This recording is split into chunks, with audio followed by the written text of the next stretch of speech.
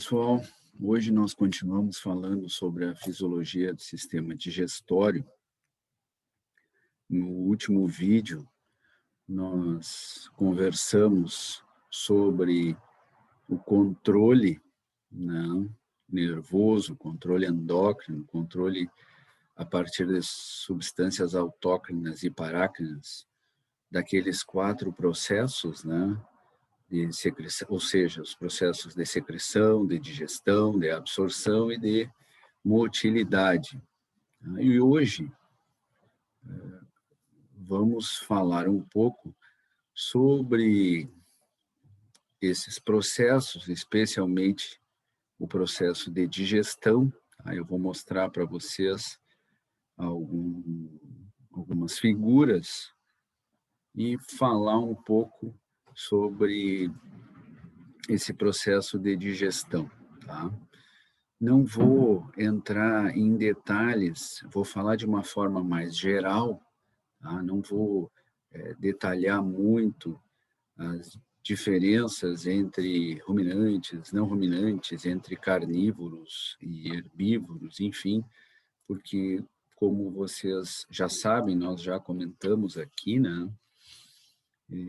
Essas diferenças em alguns pontos são bem marcadas, né? E isso, então, não daria tempo para a gente, na fisiologia, falar sobre tudo isso. Então, aqui, como nós já havíamos combinado, né, a gente fala de uma forma mais geral e dentro daquelas disciplinas mais específicas, vocês ouvem falar, então, do que acontece, por exemplo, de digestão no rumen, né, ou no caso dos não ruminantes, né, tudo que vai acontecer de digestão já no estômago, depois no intestino delgado, enfim, aves, etc.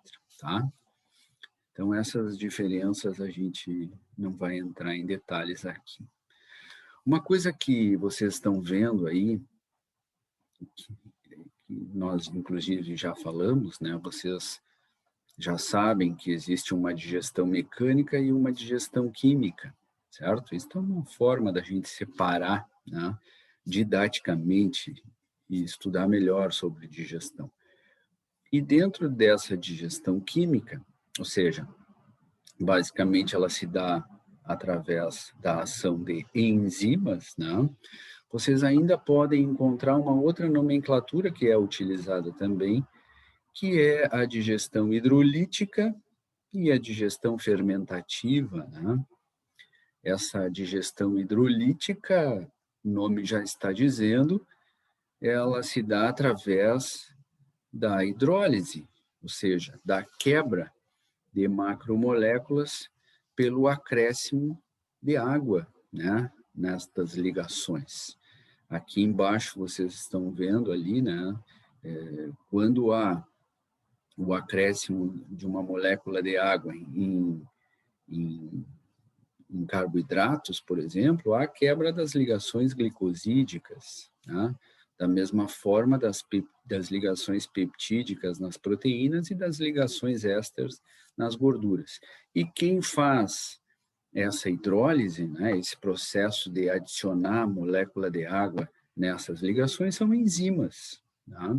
E daí o termo, então, hidrolítica, né, ou digestão hidrolítica, que se dá através da hidrólise, né, da ação de enzimas. A digestão fermentativa, né, que ocorre principalmente em herbívoros e aí em ruminantes, né, mas também de uma forma importante nos equinos, tá? Também acontece alguma coisa em suínos, né, que já são onívoros, digamos assim, tá?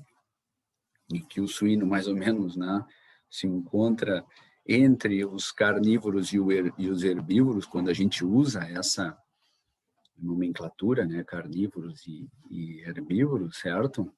O fato é que nessas digestões fermentativas, repito, e o principal exemplo é o que ocorre no rumen, essa fermentação ela se dá através dos micro-organismos presentes no rumen, né, os micro-organismos ruminais, especialmente bactérias e protozoários, mas também, na verdade, são enzimas, né, que agem e que aí, neste caso, então, pertencem, entre aspas, né, aos micro-organismos e não ao que a gente chama de animal hospedeiro, tá? Então, isso que eu estou mostrando para vocês agora, tem a ideia de fazer essa conexão, né? Que a gente usa às vezes, é muito, né, comum em bioquímica o termo hidrólise, a gente usa o termo digestão hidrolítica, a digestão através das enzimas, enfim, a gente está mais ou menos falando a mesma coisa, né, de diferentes maneiras, mas saibam que hidrólise é a adição de uma molécula de água para quebrar ligações e, portanto, fazer a digestão de macromoléculas em moléculas menores capazes de serem absorvidas. E quem faz isso são enzimas, né? Certo?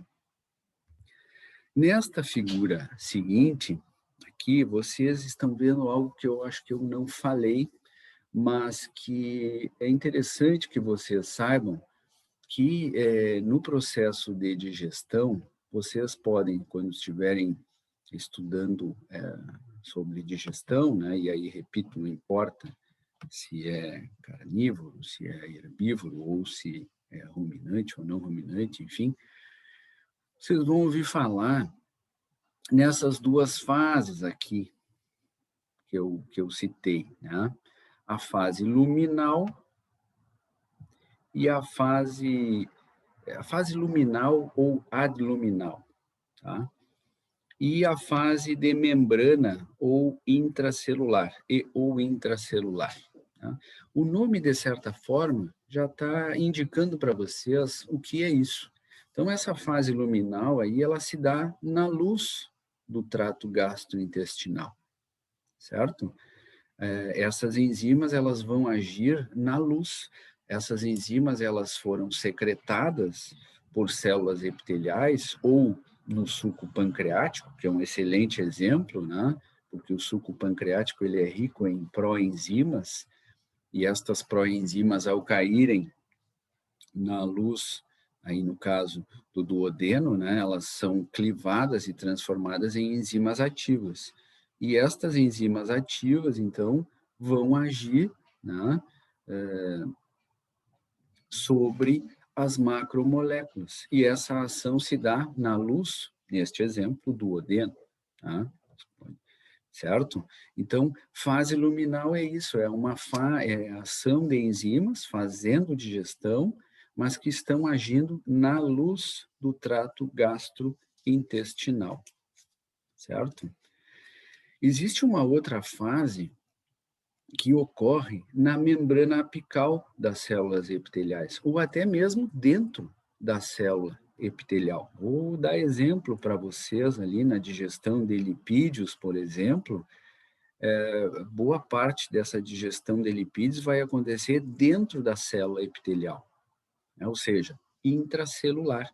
Então, quando vocês ouvirem falar em digestão, ou fase de membrana da digestão, lembrem que isso está acontecendo ali na membrana apical da célula epitelial. Né? A membrana apical da célula epitelial é aquela membrana que está em contato com a luz, né, de alguma porção do trato gastrointestinal, em que, por exemplo, uma proteína ou um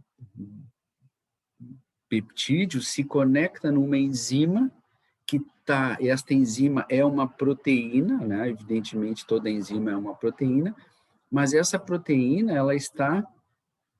é uma proteína de membrana. Lembram das proteínas de membrana lá da fisiologia 1, né? Algumas proteínas de membrana têm ação enzimática, certo? E quando uma proteína, um peptídeo, se liga numa proteína de membrana com ação enzimática, e esta proteína de membrana está na membrana apical da célula epitelial, por exemplo, uma porção do intestino, esse peptídeo que se conectou ali será, né, sofrerá hidrólise daquela proteína de membrana com ação enzimática. E isso é digestão. E nesse caso, então, a enzima está na fase, age na fase de membrana, porque ela é uma enzima que está na membrana apical da célula epitelial. Tá? Então, só para isso é bastante comum esse termo, essa classificação, né? Enzimas da fase luminal, enzimas da fase de membrana ou enzimas que agem intracelular, né? Dentro da célula epitelial ali, no processo de digestão, tá? Isso, repito, acontece em todos os animais, tá? Independentemente de serem carnívoros ou herbívoros, ou ruminantes ou não ruminantes, tá? Eu acho que isso eu não havia falado ainda para vocês.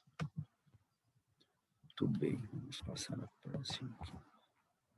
Aqui, ó, essa figura traz para vocês uma outra informação que é interessante que vocês saibam, tá?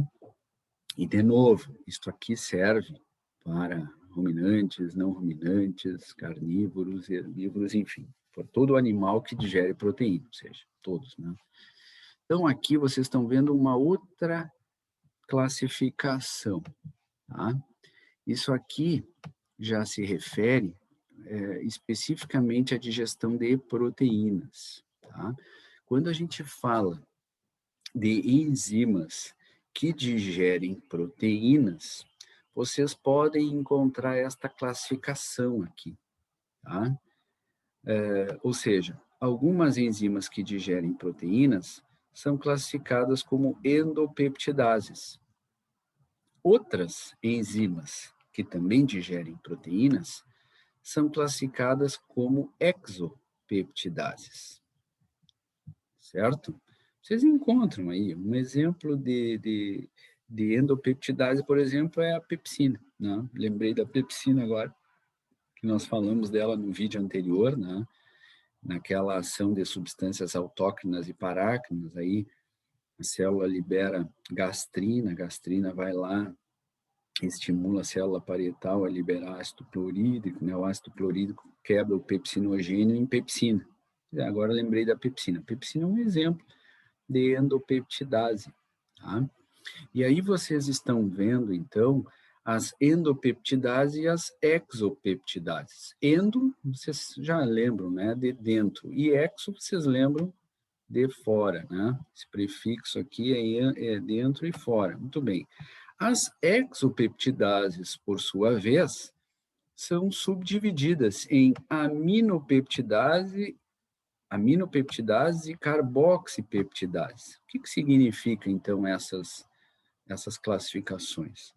Bom, aqui está representando para vocês bem em cima um peptídeo, né? É uma cadeia de aminoácidos. Vocês sabem que tem uma extremidade aminoterminal e uma outra extremidade carboxiterminal. Vocês sabem isso da bioquímica. Pois bem, então, aquelas enzimas que agem nas extremidades, agem, como assim agem, professor? Agem fazendo hidrólise, né? Clivando, né? A partir da hidrólise, ou seja, digerindo a partir da hidrólise, né? Então, aquelas enzimas que agem nas extremidades de um peptídeo, de uma proteína, elas são chamadas de exopeptidases, porque agem nas extremidades, a ideia é agem nas partes externas, nas partes mais de fora, entre aspas, né? Por isso, exo. E dentro das exopeptidases, aquelas que agem na terminação amina, né, na extremidade aminoterminal, digamos assim, são as aminopeptidases. E aquelas exopeptidases que agem na extremidade carboxiterminal são as carboxipeptidases, certo? E desta forma, né, a partir dessas hidrólises, essas clivagens vão ocorrendo, né, e vão liberando aminoácidos. Aqui é a liberação de um aminoácido, aqui é a liberação de um outro aminoácido. Portanto, esse peptídeo agora, ele já está menor do que ele estava antes, certo? Ou seja, isso aqui está acontecendo digestão, né? De um peptídeo liberando aminoácidos. Né? Então, essas exopeptidases, elas clivam peptídeos, né? Elas digerem proteínas e peptídeos e já liberam aminoácidos. Evidentemente, esses aminoácidos já estão prontos para serem absorvidos, né? Porque são já moléculas bem pequenas, certo? As endopeptidases, por sua vez, agem, digamos assim, numa parte mais interna, né? Digamos assim, no meio da proteína ou do peptídeo, certo? Que está mostrando para vocês aqui, ó, adicionando uma molécula de água, ou seja, fazendo hidrólise. Né? Então, aqui, essa exopeptidase vai quebrar esse peptídeo ao meio aqui, liberando dois peptídeos menores, que podem ser já pequenos o suficiente para serem absorvidos ou não. Tá?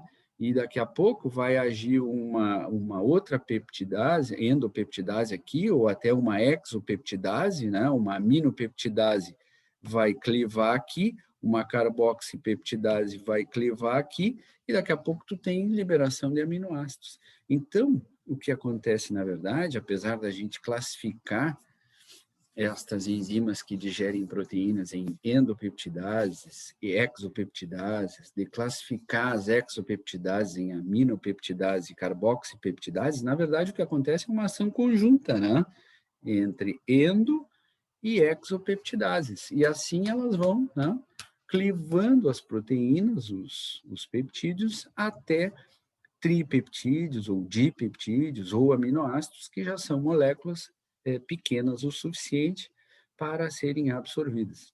Repito, isso acontece ao longo do trato gastrointestinal. Em todos os animais funciona assim. Tá? Eu estou hoje, como eu disse lá no início, né, eu estou fazendo, de certa forma, um apanhado. Assim, né? Não estou seguindo uma linha de raciocínio lógica, eu estou acrescentando informações sobre enzimas, sobre digestão, aqui especificamente sobre digestão de proteínas. Tá? Aqui, ó, da mesma forma, né, pessoal? Está mostrando ainda, mostra para vocês aqui esta figura, ó, vocês têm uma proteína aqui, uma macromolécula, né? Aqui vocês já têm um peptídeo, ou seja, já representa que houve a ação, a digestão desta proteína. Certamente sobre esta proteína já agiram endopeptidases, exopeptidases, né, aminopeptidases, carboxipeptidases, enfim, e agora já se tem um peptídeo, ou seja, uma molécula menor. Sobre este peptídeo ainda continuam agindo enzimas, né, fazendo hidrólise aqui, liberando aminoácidos, liberando dipeptídeos ou tripeptídeos, ou até mesmo pequenos peptídeos, e aí essa figura já começa a mostrar para vocês o processo de absorção. Né? E lembro, ainda este exemplo aqui, ó, que ele mostra uma proteína e peptídeos na luz, né? Que pode ser intestino, exemplo que ele usou, né? Aqui há uma ação na fase luminal, né? Ou seja, na luz, certo? Se ele tivesse mostrado aqui a digestão, a quebra de peptídeo e liberação de aminoácido de peptídeo na membrana da célula apical, aqui, ó, na membrana apical da célula, aí seria uma ação, né, adluminal, perdão, uma ação de membrana, né, porque aí a enzima que vai fazer a quebra, ela estaria na membrana apical da célula epitelial. Mas aqui ele mostra, ó, a clivagem desse dipeptídeo e a liberação de dois aminoácidos dentro da célula epitelial. Ou seja, aqui ele deu um exemplo, mesmo que não esteja na legenda ali, de uma ação intracelular. né, de digestão intracelular, já dentro da célula epitelial, certo? E aí ele conclui, então, a figura mostrando para vocês que esses aminoácidos, esses di ou tripeptídeos, enfim, estão caindo na corrente sanguínea, ou seja, estão sendo absorvidos, né? Toda a digestão ocorre para que a macromolécula seja, digamos assim, digerida até moléculas pequenas o suficiente para serem absorvidas. E tudo que for absorvido vai para o fígado, tá? Nossa figura mostra isso para vocês. Vamos adiante. Aqui.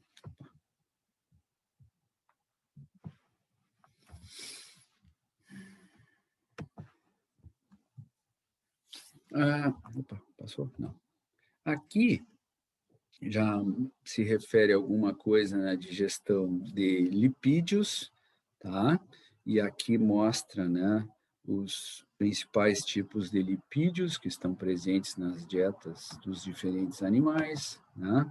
E quando a gente fala em lipídios, triglicerídeos é um tipo de lipídio, colesterol é um tipo de lipídio, fosfolipídios é um tipo de lipídio também. Esses são, digamos assim, os mais abundantes, né, na dieta dos animais.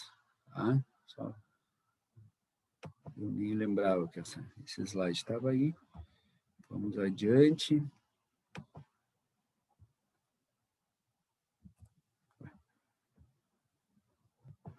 Aqui. Aqui, ó. A digestão de lipídios, então, depois a gente volta ali, está fora de ordem. Então, digestão de lipídios. Vocês já ouviram falar, que os sais biliares que estão presentes na bile são muito importantes para a digestão dos lipídios, né? Vocês já ouvem falar, desde a anatomia, talvez, que a bile, ela é produzida no fígado e armazenada na vesícula biliar. E a vesícula biliar, então, quando estimulada, tanto por estímulos nervosos quanto por estímulos hormonais, vindos lá do estômago e do intestino, esta vesícula biliar, então, libera a bile no duodeno, né? E a bile vai agir, vai auxiliar na digestão dos lipídios. E a bile, entre outras coisas, tem esses sais biliares aí. Ah, mas o cavalo não tem vesícula biliar, professor. É verdade, não tem vesícula biliar, mas ainda assim existe bile, né? Quando se retira a vesícula biliar, o fígado não para de produzir bile. O que acontece quando é retirada a vesícula biliar é que perde a capacidade de armazenar a bile, né? Porque não tem mais a vesícula biliar, mas continua produzindo bile lá no fígado, né? Certo? E evidentemente que se existe vesícula biliar, ela tem uma função importante, né? Então, o indivíduo sem a vesícula biliar, ele vai ter que ter certos cuidados, né? Porque ele tem uma certa dificuldade agora na digestão de lipídios, de gorduras, mas ele continua produzindo bile, né? Muito bem. O que vocês estão vendo, então, aqui é que estes sais biliares, eles têm uma porção hidrofílica, que tem afinidade com água, o nome já está dizendo, né? E uma porção hidrofóbica, que tem baixa afinidade com água. Pois bem, e aqui o que acontece então é que os sais biliares, eles se ligam, eles revestem as gotículas de gordura, tá? E eles se ligam nessas gotículas de gordura justamente com aquela porção hidrofóbica. Tá? Se é hidrofóbica, é lipofílica. Então, essa porção hidrofóbica deles se liga nas gotículas de gordura, reveste as gotículas de gordura. E aquelas porções hidrofílicas que têm afinidade, alta afinidade com água, né, elas ficam expostas, porque neste meio aqui, né, especialmente na luz do trato gastrointestinal, obviamente tem muita água, né? Tem muita água aqui. E é graças a esse lado, digamos assim, hidrofílico, é que as enzimas que agem clivando e que vão digerir essas gorduras, né, esses lipídios, conseguem se aproximar e agir sobre essas gotículas, esses grânulos de gordura, tá? Então, a função dos sais biliares, que vocês ouvem falar na digestão de gordura, se dá graças a isso, né? Porque o sal biliar, ele reveste as gotículas de gordura e como ele tem uma porção hidrofílica que fica exposta à água, ele facilita a aproximação das enzimas e as enzimas então conseguem agir, né, digerindo, quebrando, clivando estas gotículas de gordura, tá? Deixa eu passar aqui. Meu Deus, já estamos... Eu estou falando muito devagar, ou está passando rápido aqui, porque já estamos quase estourando o nosso tempo.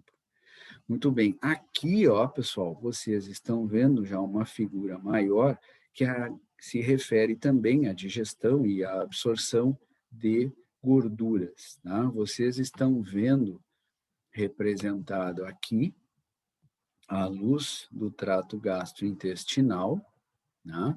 Vocês estão vendo os sais biliares aqui, liberados, que estão presentes na bile. Aqui vocês não veem, mas esses sais biliares, eles revestem, como vocês já viram, né? As gotículas de gordura, certo? Já começa a haver a ação de enzimas, certo? E já se formam, ocorre a emulsificação, né? Que é justamente já a formação de partículas menores, né? Essas gotículas já se transformaram em partículas menores, certo? Só pela aproximação dos sais biliares. E com a aproximação dos sais biliares, como eu disse para vocês, já possibilita a ação daquelas principais enzimas que agem na digestão das gorduras, né? Que são a lipase pancreática, a colipase, e aí formam moléculas menores ainda, que são chamadas de micelas, certo? Então, a partir destas micelas, que são moléculas muito pequenas, e a partir da ação dessas enzimas, a gente já tem a clivagem, né, dessas gorduras, ou seja, a digestão dessas gorduras. E o que sobra dessa ação enzimática é a liberação dos sais biliares, que estavam revestindo as moléculas de gordura, e esses sais biliares serão, a maior parte deles, reciclados e reutilizados. Também a liberação de moléculas de colesterol e a liberação de ácidos graxos livres e monoglicerídeos, certo? Esses lipídios todos, né, esses ácidos graxos livres, eles entram na célula epitelial, como a flecha está indicando para vocês aqui, certo? No caso desses monoglicerídeos e dos ácidos graxos livres, eles vão ao retículo endoplasmático liso, certo?